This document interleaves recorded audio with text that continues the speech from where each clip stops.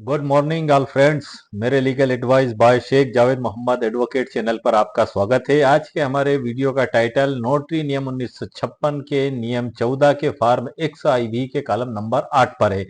विदेश के लिए दस्तावेज तैयार करना है। जी हाँ सर, नोटरी नियम 1956 के नियम 10 के उपनियम 1 की झ में जो फीस वाले कॉलम में इसकी फीस दी गई है, उसकी जो फीस दी गई है मैं आपको बता दूं। उसमें फीस 200 रुपये सर निर्धारित की गई है नोटरी नियम 1956 के नियम 10 के तहत।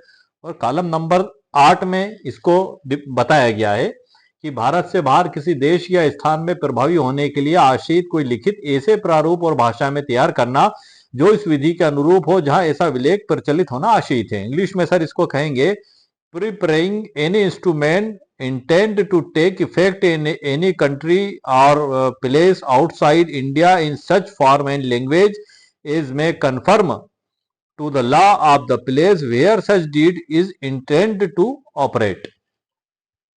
वर्तमान में जो है कि जनवरी का माह चल रहा है सर, और इसमें नोटरी सेल की ओर से बताया गया है कि सभी नोटरी एडवोकेट्स को वार्षिक विवरणी जो है कि भरना है।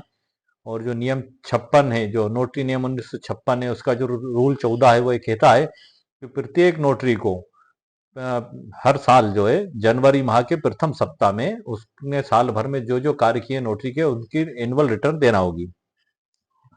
हालांकि साथ में एक पीओपी भी जारी किया है कि इसके संबंध में वो पोर्टल पर कुछ दिशा निर्देश देंगे, लेकिन अभी तक दिए नहीं गए हैं। तो इसकी डेफिनेशंस इसलिए मेरे द्वारा बनाई गई हैं। इसकी पिछली डेफिनेशंस जो है कॉलम नंबर फॉर्म जो है XIV के जो ऊपर की जो डेफिनेशंस हैं, जो 8वें नंबर से ऊपर 1 2 3 4 5 6 7, इन पे मैं वीडियो सर बना चुका हूं परिभाषाओं पे, और आज मैं 8वें नंबर की कॉलम की परिभाषाओं पर वीडियो बना रहा हूं। इन परिभाषाओं का हमें जानना सर यूं जरूरी है क्योंकि जब हम एनुअल रिटर्न भी भरने बैठते हैं तो कई बार हमें कंफ्यूजन और डाउट हो जाता है। फॉर्म 6 7 8 कॉलम को हम कैसे लिखेंगे, कॉलम नंबर 1 में कहीं एग्रीमेंट तो नहीं आएगा, या शपथ पत्र के कॉलम में हम क्या लिखें 7वें नंबर पे, या फिर 5वें नंबर पे जो अटेस्टेशन के बारे में दिया गया उसमें हम क्या लिखें, वसीयत, पावर ऑफ अटॉर्नी, एग्रीमेंट, ऐसे कई डाउट हमारे मन में पैदा होते हैं। उसी को क्लियर करने के लिए सर मैंने इन पे स्पेशल वीडियो बना चुका हूं, और उन सभी पे ई बुक भी मेरे द्वारा दी गई है, और उन्हीं वीडियो के नीचे डिस्क्रिप्शन बॉक्स में उनके लिंक मौजूद है। और आज के वीडियो की जानकारी मैं आपको दे रहा हूं उस ई बुक PDF के अंदर से कि नोटरी वकील फॉर्म XIV कैसे भरें।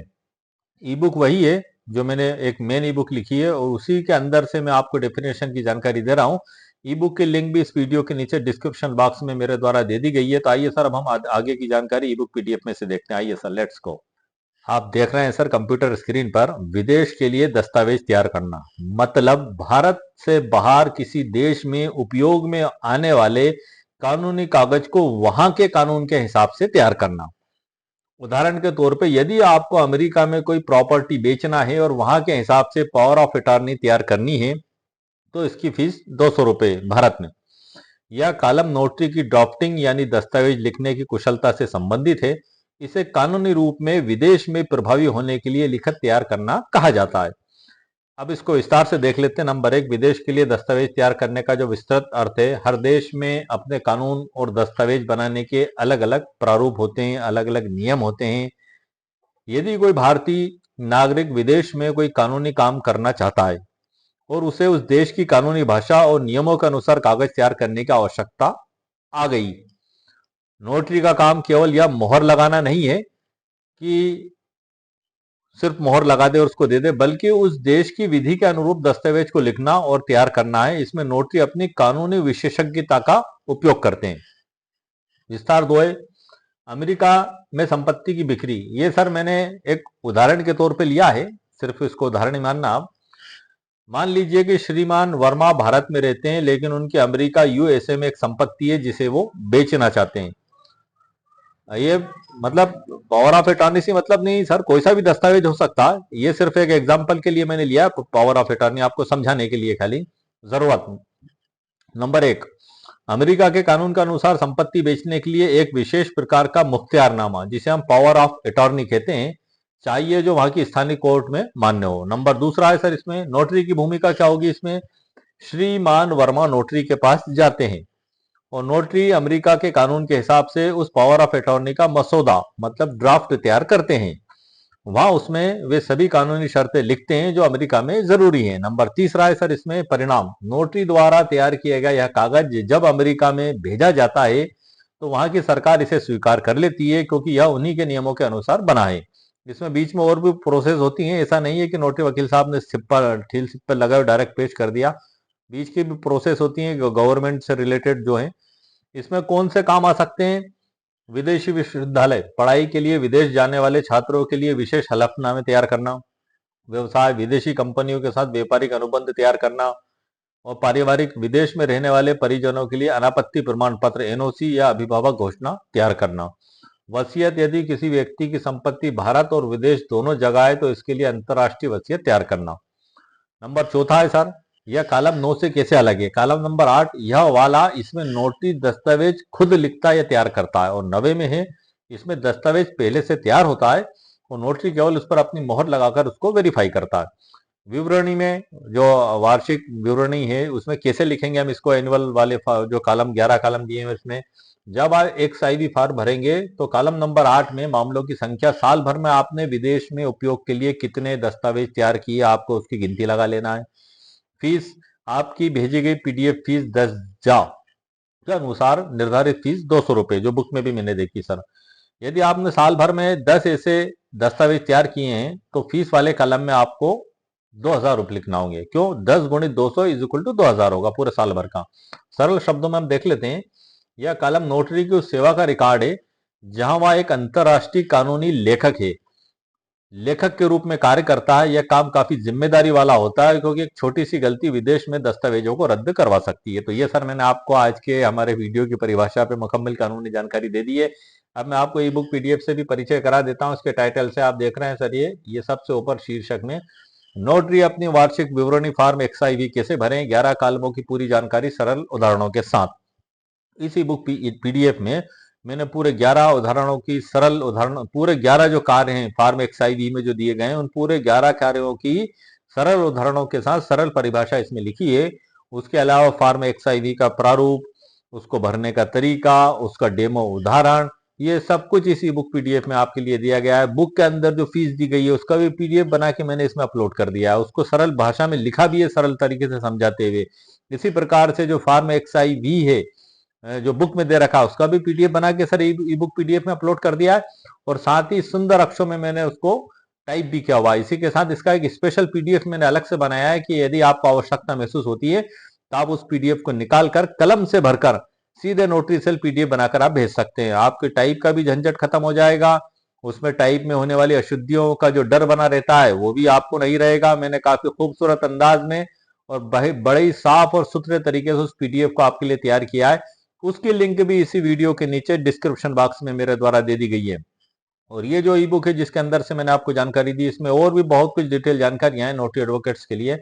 इसकी लिंक भी इसी वीडियो के नीचे डिस्क्रिप्शन बॉक्स में मेरे द्वारा दे दी गई है। 199 रुपीज कीमत इसकी मेरे द्वारा रखी गई है। यदि आप में से किसी का आवश्यकता महसूस हो तो आप इसको खरीद सकते हैं। नोटरी से रिलेटेड सर अभी मैं लगातार वीडियो बना रहा हूँ। तकरीबन जो धारा 11 है, सॉरी 11 नहीं, जो 11 कॉलम है इसमें फॉर्म XIV के, उस पे मैं तकरीबन 12-13 वीडियो बना चुका हूं जो मेरे चैनल पर अपलोडेड हैं। और उसमें खास तौर से सबसे मुख्य वीडियो कि नोटरी अपनी वार्षिक विवरणी फॉर्म XIV कैसे भरें, 11 कॉलमों की पूरी जानकारी सरल उदाहरणों के साथ, इस पे मैंने 45 मिनट का एक स्पेशल वीडियो सर बनाया है। उसमें पूरे कॉलमों को भरने की जानकारी सरल उदाहरणों के साथ मैंने दी है, वो मेरे चैनल पर अपलोडेड है। यदि आपको फॉर्म XIV भरने में किसी भी प्रकार की परेशानी का सामना करना पड़ रहा है तो आप मेरे चैनल पर जाएं और उस वीडियो को देखकर आपकी समस्या का समाधान करें। और यदि आपको आवश्यकता महसूस हो उसके ई बुक PDF की तो वो भी मैंने आप लोगों के लिए तैयार कर दी है, उसकी लिंक भी उस वीडियो के नीचे भी।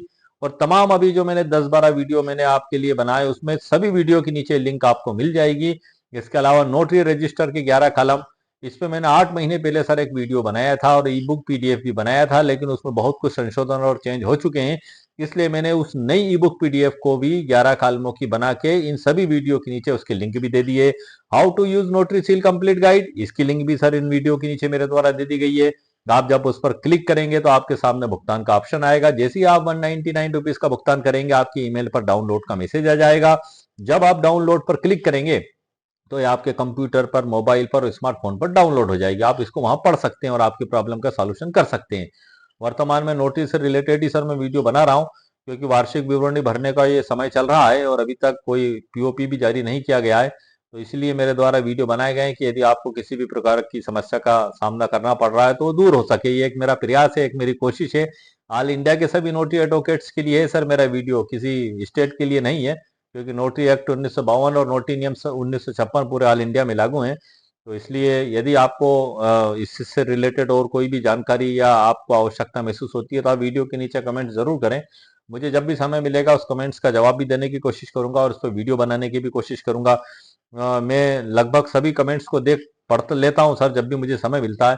काफी कमेंट्स हैं लेकिन सबके जवाब देना मेरे लिए संभव नहीं हो पाता है, लेकिन फिर भी वैसे ही समय मिलता है मैं आप लोगों की प्रॉब्लम सॉल्यूशन के लिए आपके विशेष मुद्दे को लेकर एक वीडियो जरूर बनाता हूं और उसके विशेष मुद्दों की ई बुक पीडीएफ भी लिखता हूं सर। मेरे चैनल पर इसी प्रकार की ई बुक पीडीएफ लिखी जाती हैं और वीडियो बनाए जाते हैं जो एक आम व्यक्ति की, चाहे वो आम हो या खास हो, उसकी प्रॉब्लम को सॉल्यूशन किया जा सके, कोशिश की जा सके, एक मार्गदर्शन उसको दिया जा सके।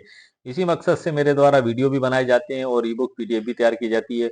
मुस्लिम विधि में भी अभी बंटवारे से लेकर काफी सवालात हैं। हिबानामे से लेकर भी एक व्यूअर्स ने कमेंट्स किया था हिबा बिल एवज के ऊपर, वो भी मैंने कमेंट्स देखी है सर। हिबा बिल एवज जो है उसमें स्टाम्प ड्यूटी अधिकतर गवर्नमेंट के द्वारा मांगी जाती है, उसे एक तरीके से विक्रय विलेख के ही रूप माना जाता है। उसके ऊपर भी मैं स्पेशल वीडियो मैं आपको बनाऊंगा और हिबानामे पे भी काफी वीडियो बनाए। हिंदू उत्तराधिकार अधिनियम 1956 पे भी मैंने काफी वीडियो बनाए, नोटरी पे भी काफी वीडियो बनाए, वसीयत पे भी काफी वीडियो बनाए। अब नेक्स्ट वीडियो था टैक्स जो है प्रॉब्लम को लेकर मैं वीडियो बनाना चालू करूंगा। टैक्स जिसको हम कहते हैं, जो हम सालाना टैक्स अदा करते हैं, उससे रिलेटेड भी काफी क्यूरियां हैं, काफी सवालात हैं और उससे अलावा भी आम तमाम ला सब्जेक्ट सर मेरे फील्ड के अंतर्गत हैं। मैं सभी पे वीडियो बनाता हूँ और आप लोगों की प्रॉब्लम को सॉल्यूशन करने की कोशिश करता हूँ, लेकिन इन मामलों में सर थोड़ा समय लगता है। ऐसा नहीं है कि एकदम से आपने सवाल किया और मैं तुरंत जवाब दे दूं, उसके लिए मुझे बहुत कुछ देखना और समझना भी पड़ता है, ताकि आपको एक सही मार्गदर्शन देने की मैं कोशिश कर सकूं। दावा नहीं है सर, मेरा चैनल और मेरी ई बुक पीडीएफ किसी भी प्रकार का दावा नहीं करती है। मैं डिस्क्लेमर उसमें पहले ही लिख देता हूँ और प्रस्तावना भी इसमें मेरे द्वारा लिखी जाती है। और इस पे आप कोई भी कानूनी मशवरा करने से पहले आपके वकील साहब से जरूर सलाह मशवरा करें, क्योंकि हर केस की परिस्थिति और कंडीशंस अलग अलग होती है। तो आज के वीडियो में सर मैंने आपको जानकारी दी है नोटरी नियम 1956 के नियम 14 के फॉर्म XIV के कॉलम नंबर 8 पर कि विदेश से संबंधित दस्तावेज कैसे तैयार करें। उम्मीद है आपको मेरा वीडियो पसंद आया होगा। मेरे वीडियो को आप लाइक भी करें, शेयर भी करें और सब्सक्राइब भी करें। ओके, शुक्रिया, थैंक यू सर।